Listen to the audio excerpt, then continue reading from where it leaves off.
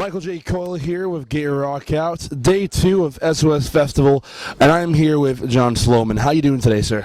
Very good, thanks. Yeah, looking forward to tonight. Awesome. Yeah. So, you just got here, didn't you? I did, about an hour ago. I've just noticed the Welsh flag on the wall, by the way. Yeah.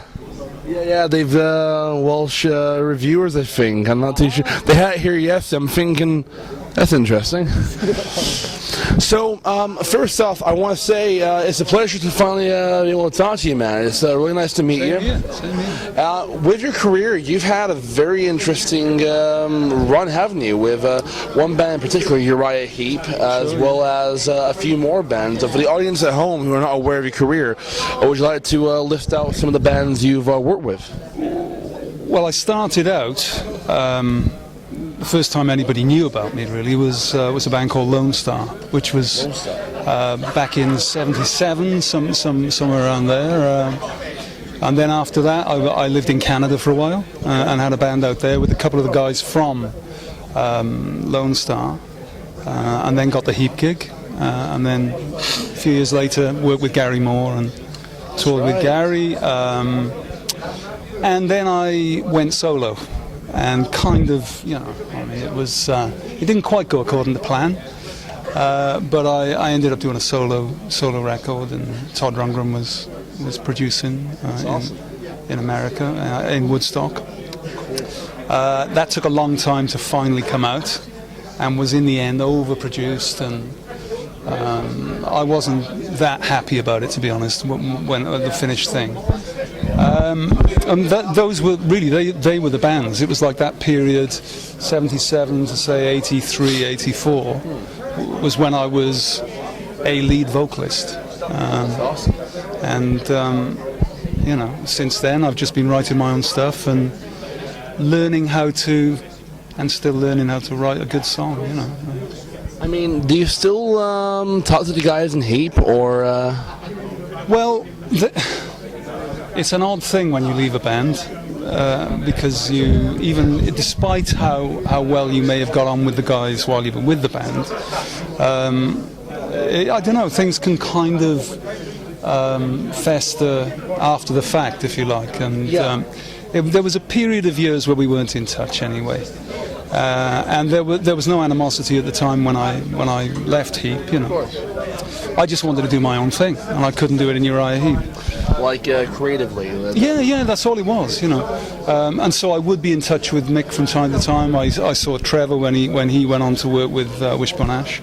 Oh, cool. So we were in touch off and on over the years. I was actually in touch with Mick, I'm trying to think, the year before last. A friend of mine was ill, terminally ill, and he'd been a lifelong Heep fan. And it was only when I visited my friend, who wasn't long for this world, and he talked to me about how much he loved Heep. And he reminded me, because all the guys in my class in school were massive Heep fans. People loved Zeppelin as well, of course, and Purple. But Heep were the band, And so anyway, Paul, my friend Paul, reminded me, oh God, you were a massive Heep fan. So anyway, I emailed Mick. I thought Mick, and in the end, Mick contacted my friend Paul and sent him a really nice email, and it lifted Paul. It was just priceless anyway. That's beautiful. And once a rock fan, always a rock fan. This guy was in his late 50s, but all the same bands that he loved back when he was 14, 15 and 16 were still the same bands he played on his MP3 or whatever that he used to play on his old wind-up stereo, Yeah, I mean, honestly, 50 is a young age to think about it. I mean, but honestly, when you've loved a band for so long and they actually send you something like that is a beautiful thing, isn't it? I mean, it shows that the band care about their fans. Yeah, well, in the end, I sent Mick an email, and I, just kind of paying tribute to what he and Heep. I mean, I don't know any of the other guys in the band now, currently, of course. Yeah. But I just mean the actual name of the band and Mick as being an original member. what they actually still mean to people, you know. Exactly. And I mean, I'm 23 myself, and I've been into these bands since I was a kid. Yeah. I was raised in this kind of stuff, and it's an amazing experience. Like, I will say this off on camera here, but on my own thing is like it's a true pleasure to be able to actually talk to someone like you, because you're a pioneer. You're one of the pioneers in terms of a musical ideal of creating something with so many iconic musicians. Like Gary Moore, for example. Gary was by far.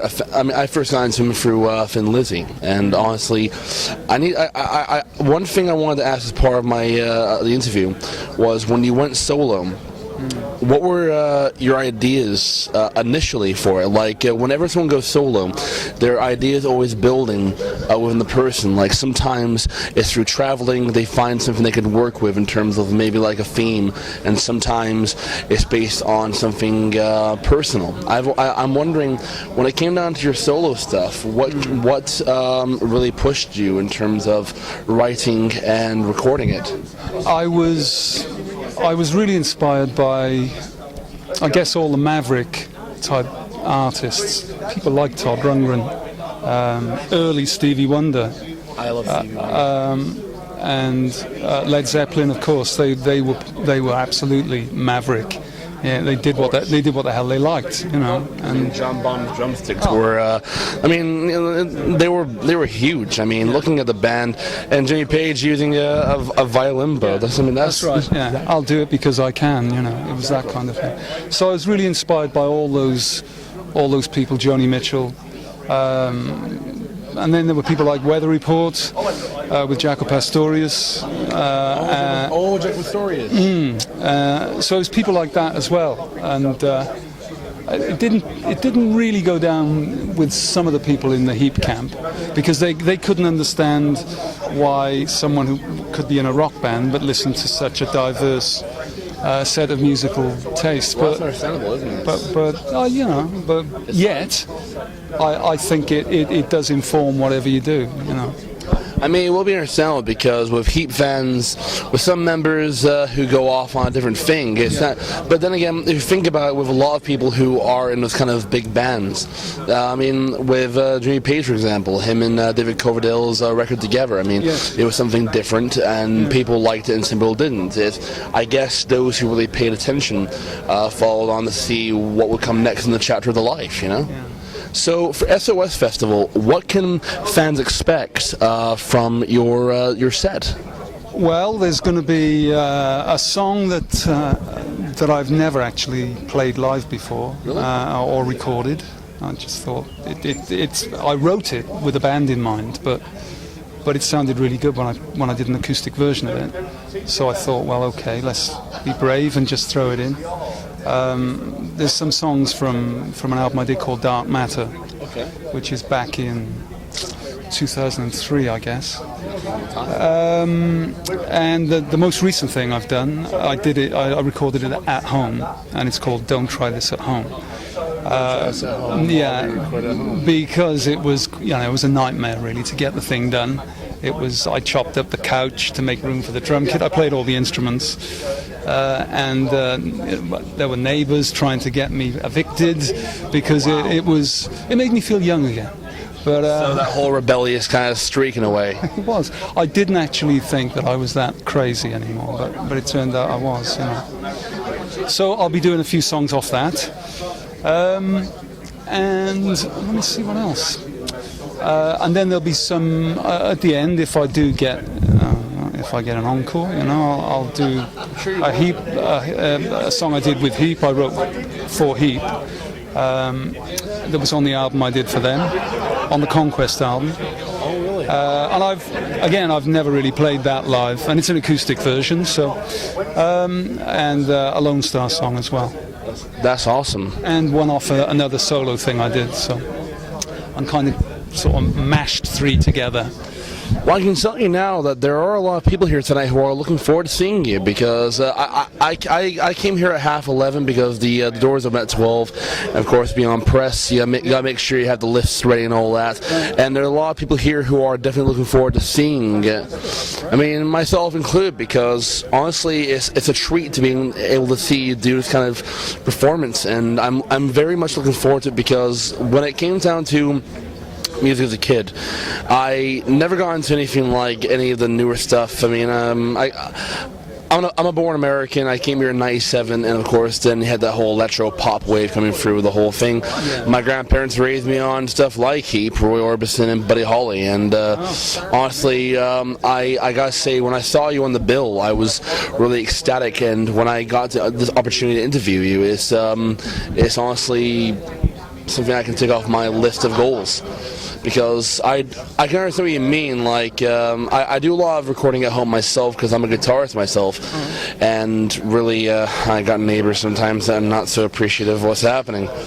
But to the younger fans out there, I wanted to ask, to the younger fans out there watching through this video, who have either been here today or at home, who have been fans for a long time, what would you say to them in terms of encouragement with musicianship? Younger fans? And of course older fans who are still playing. What do I say to them regarding what, sir? In terms of carrying on, being inspired, and in terms of pushing yourself forward. Well, I just think you should just keep listening to everything. That's for starters. Don't be closed off to any style of music whatsoever. That, I think, has held me in good stead. I listen to Romanian gypsy music. Oh, really? And stuff like that. They're just incredible musicians. I mean, the word awesome is used a lot about musicians, but they really are awesome.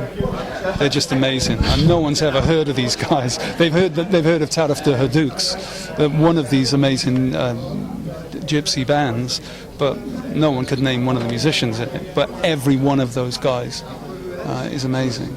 You may have heard about the band. These guys, Taraf the Hadouks. They were the band they were invited to play at Johnny Depp's club. Way back. I think I read about that. Yeah. Well, they are just.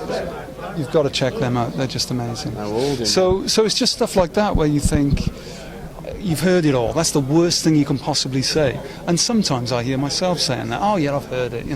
But then you hear something amazing by a new artist, and you just really out there. Yeah, absolutely right out there, and you just think, wow. Or like the Romanian stuff, which of course I didn't grow up with.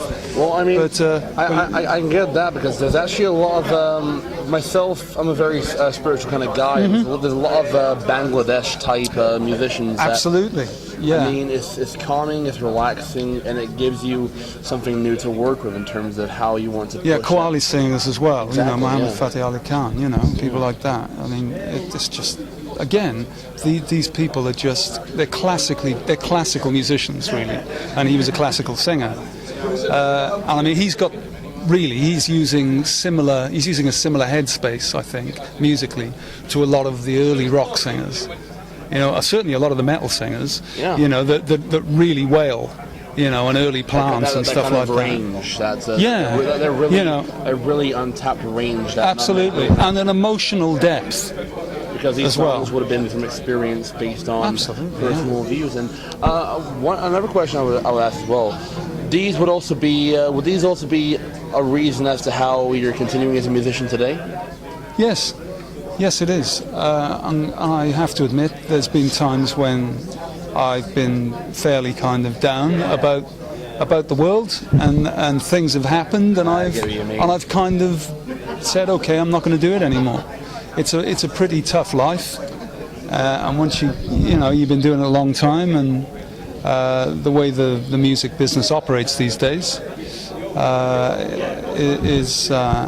I mean, the old business, still a bit. But there was a form to it, Whereas now it seems to be a little bit every man for himself, you know. Yeah, and so I personally feel that in today's culture of music, it's hard to find anything that stands out really in terms of something different. I mean, everybody's trying to copy everybody in one way or another in the main press. But when it comes down to musicians who literally have a simple yet very effective message, it's never really given light, is it?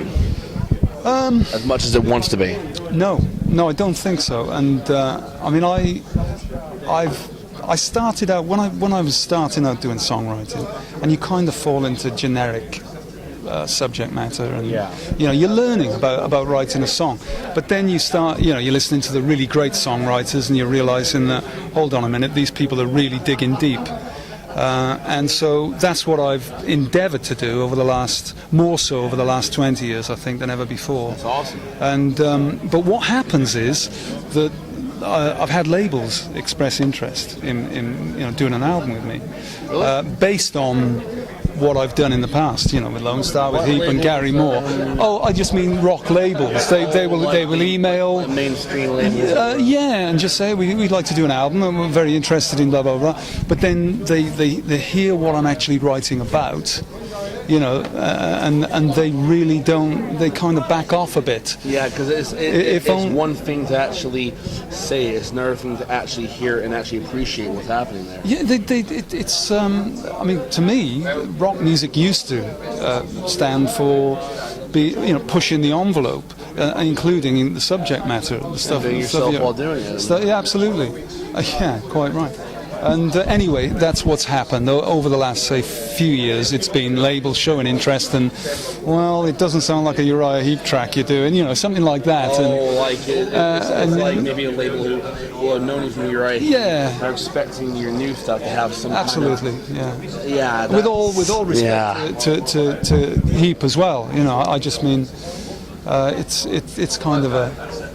So I guess the last question really is for those at home watching, to the fans who've actually stayed with you through the years, what would you like to say to them at home? I'd like to say that thank you for sticking around, and I'm serious when I say this. One day I will do something that justifies your interest in me, and I truly mean that. That's awesome. Well, John, I want to say thank you very much for your time. It's been an absolute pleasure. My name is Michael J. Coyle. This is John Sloman. I'm going to get your rock out, and I'll see you guys next time. Thank you for watching.